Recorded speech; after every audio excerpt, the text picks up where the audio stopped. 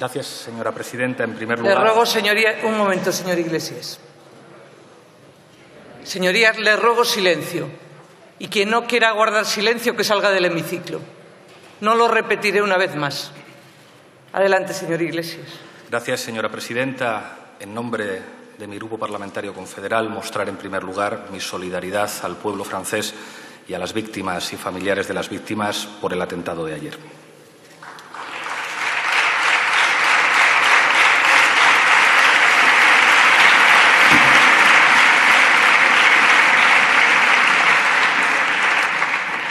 Me llama la atención que para algunos el acuerdo del Brexit sea hoy una cuestión menor, en un momento en el que Europa vive una encrucijada que nos afecta.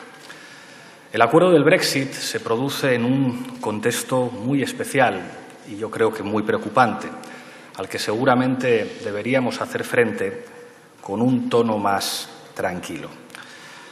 El contexto que permite el Brexit es la falta de alternativas a las políticas antisociales que han generado graves problemas en los sistemas políticos europeos.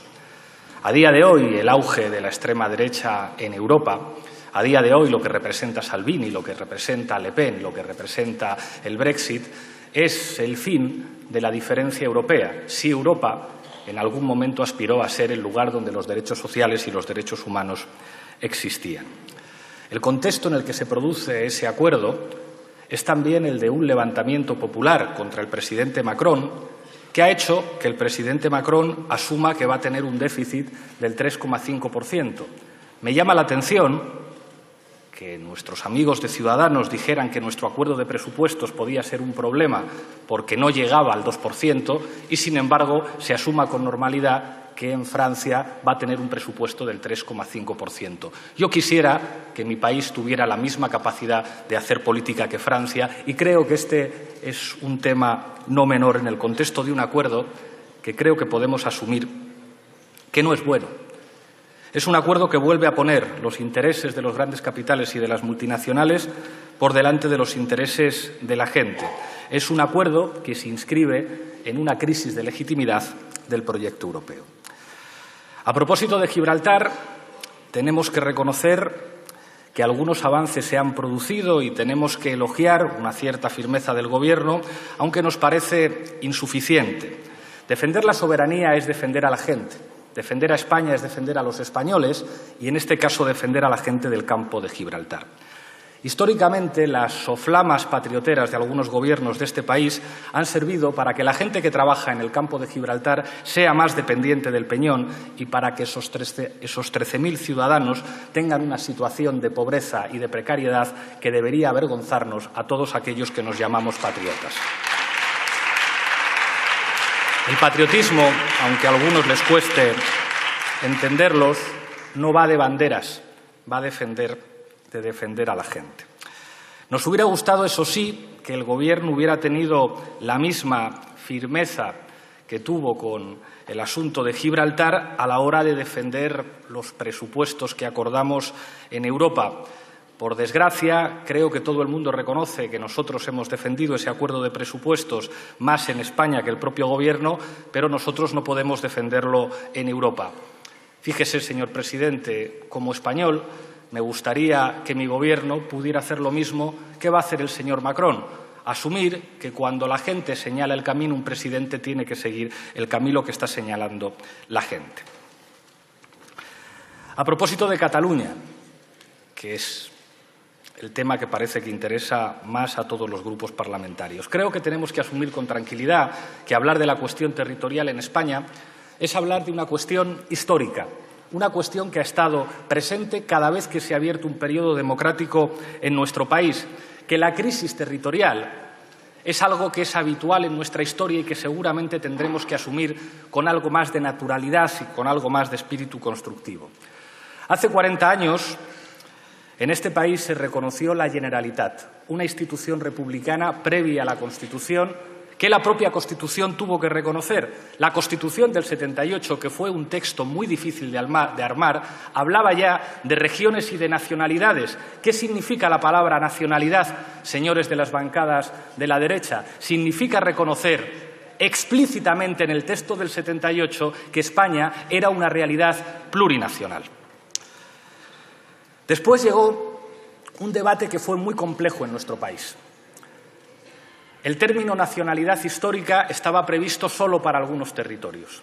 Y en Andalucía los andaluces salieron a la calle un 4 de diciembre y ese espíritu llevó a un 28 de febrero que hizo que en nuestro país se construyera una realidad territorial compleja, una realidad territorial que venía a partir de la gestión de conflictos que son consustanciales a nuestra forma de ser como país. Y llegó el café para todos y llegó el Estado autonómico. Y seguramente es un modelo lleno de defectos y seguramente es un modelo agotado y un modelo que no fue capaz de darnos una Cámara de representación territorial y que siguió concibiendo el Senado como una Cámara que formaba parte del cementerio de elefantes que necesitaban los viejos procuradores franquistas para tener una salida profesional y que en estos 40 años no hemos sido capaces de convertir en una Cámara de representación territorial.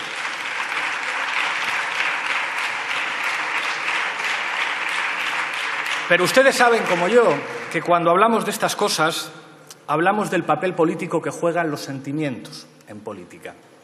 Y creo que no miento si digo que los que tenemos responsabilidades políticas tendríamos que ser capaces de lidiar con algo más de responsabilidad con lo que representan los sentimientos a la hora de configurar la realidad política. A día de hoy tenemos una realidad en Cataluña que es la que es. Fuerzas políticas independentistas que representan a ciudadanos que les gustaría que Cataluña fuera un Estado independiente, gobiernan legítimamente en Cataluña porque les han votado los ciudadanos. Pero no es menos cierto que en esas elecciones el partido más votado fue Ciudadanos, que defiende poco menos que el fin de las comunidades autónomas. Y no es menos cierto que la fuerza política que yo represento aquí ganó las 2 últimas elecciones generales en Cataluña. La realidad de Cataluña es una realidad enormemente plural donde los sentimientos están jugando un papel determinante. Y creo que los que estamos aquí al menos deberíamos asumir la obligación de ser responsables. Estamos en un contexto de inflamación. Hemos escuchado decir al presidente Torra algo que no piensa ningún independentista. Porque ningún independentista quiere que haya una guerra en Cataluña, porque ningún independentista quiere ir al contexto yugoslavo. Y se lo hemos dicho al señor Torra, usted ha dicho algo que no piensa, a usted se le ha calentado la boca. Porque en política nadie estamos libres de que se nos caliente la boca. Y es verdad que hay un estilo político, señorías, que se está imponiendo. Es un estilo marcado por Twitter. Hemos visto lo que ha influido en el conflicto catalán. Todos vimos que cuando el Gobierno de la Generalitat tenía tomada una decisión que a algunos nos parecía sensata, apareció un tuit que decía 155 monedas de plata. Y todos hemos visto cómo al presidente de la Generalitat se le calienta la boca para demostrar que es más radical que otros que le critican su estrategia. Y creo que hay mucha gente en Cataluña que, aunque tenga dificultades para decir esto públicamente, lo entiende. Y al mismo tiempo hay que decir que en este país se vive una excepcionalidad indecente. Muchos de ustedes me reconocen en privado que es indecente que sigan en prisión preventiva los presos políticos catalanes, al tiempo que algunos trabajan para que el comisario Villarejo salga de prisión. Ojalá algunos de los que reconocen ciertas cuestiones en privado tengan la valentía de reconocerlo en público. Y esto va para unos y va para otros. Ustedes, señorías de la derecha, están en la lógica de la por ellos. En la lógica que está entregada a una estrategia irresponsable de José María Aznar. Se echa de menos una derecha responsable en este país, una derecha con altura de Estado. Escuché el discurso de la presidenta del Congreso en el 40 aniversario de la Constitución. No estoy de acuerdo con muchas de las cosas que dijo, pero ojalá el Partido Popular sonara un poco más a Ana Pastor y un poquito menos a José María Aznar. Y al tiempo que hablamos de estas cosas, señorías, se invisibilizan los temas que realmente importan a los ciudadanos en Cataluña y en España. O que importan a mucha gente que no llega a fin de mes, que nos está escuchando aquí hablar de banderas, pero que necesita un salario mínimo. Parados de más de 52 años que necesitan tener una ayuda y un subsidio. Estudiantes que necesitan que les bajen la matrícula. Trabajadores que están hartos de trabajar en condiciones de precariedad. Gente que necesita un poco de patriotismo de llegar a fin de mes.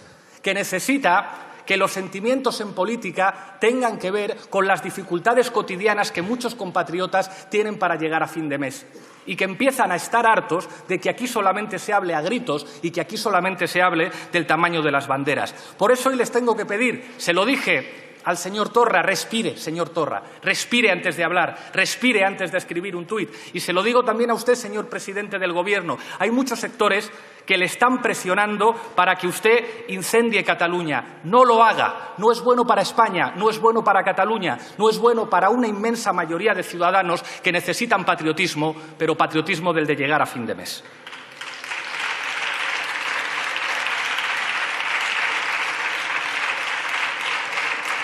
Fíjense, voy a recordar algo que me dijo un político que no es de mi partido y con el que tengo muchas diferencias. Cuando me reuní con el señor Urkullu en la Lehendakaritza, me dijo algo que me ronda la cabeza desde entonces. Me dijo: un buen acuerdo nunca es satisfactorio para nadie.